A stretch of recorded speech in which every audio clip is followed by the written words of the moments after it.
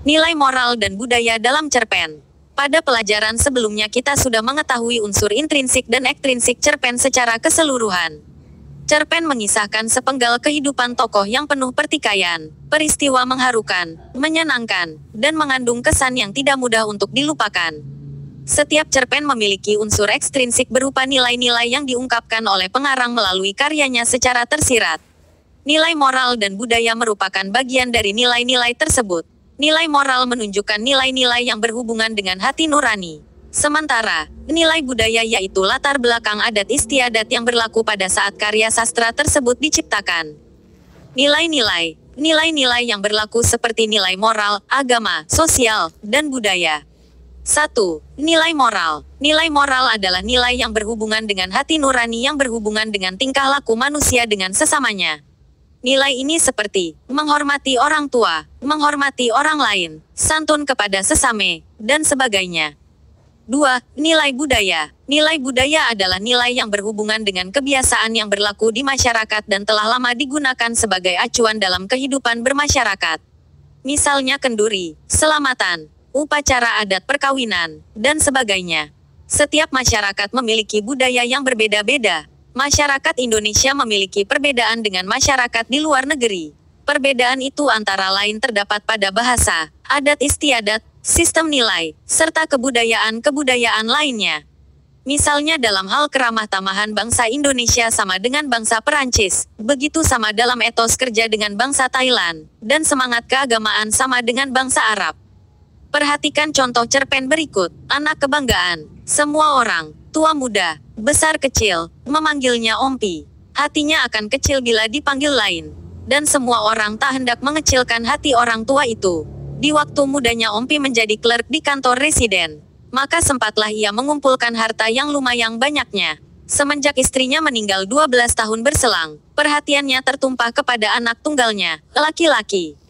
Mula-mula si anak dinamainya Edward. Tapi karena Raja Inggris itu turun tahta karena perempuan, ditukarnya nama Edward jadi Ismail.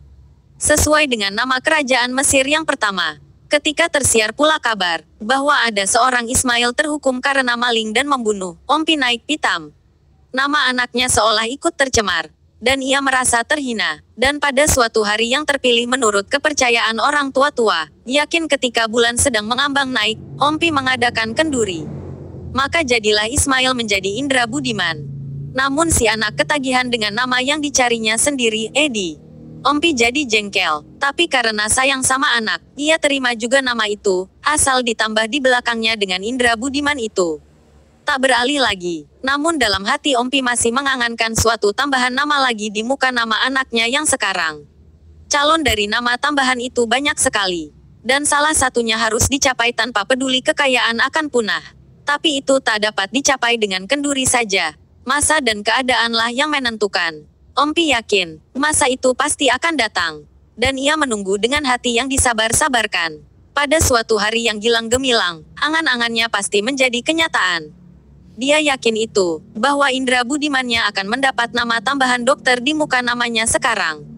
Atau salah satu titel yang mentereng lainnya. Ketika Ompi mulai mengangankan nama tambahan itu, diambilnya kertas dan potlot. Ditulisnya nama anaknya, Dr. Indra Budiman, dan Ompi merasa bahagia sekali. Ia yakinkan kepada para tetangganya akan cita-citanya yang pasti tercapai itu. Ah, aku lebih merasa berduka cita lagi, karena belum sanggup menghindarkan kemalangan ini. Coba kalau anakku, Indra Budiman, sudah jadi dokter, si mati ini akan pasti dapat tertolong. Katanya bila ada orang meninggal setelah lama menderita sakit. Dan kalau Ompi melihat ada orang membuat rumah, lalu ia berkata, ah sayang. Rumah-rumah orang kita masih kuno arsitekturnya. Coba kalau anakku, Indra Budiman, sudah menjadi insinyur, pastilah ia akan membantu mereka membuat rumah yang lebih indah. Anak Kebanggaan karya A.A. Nafis.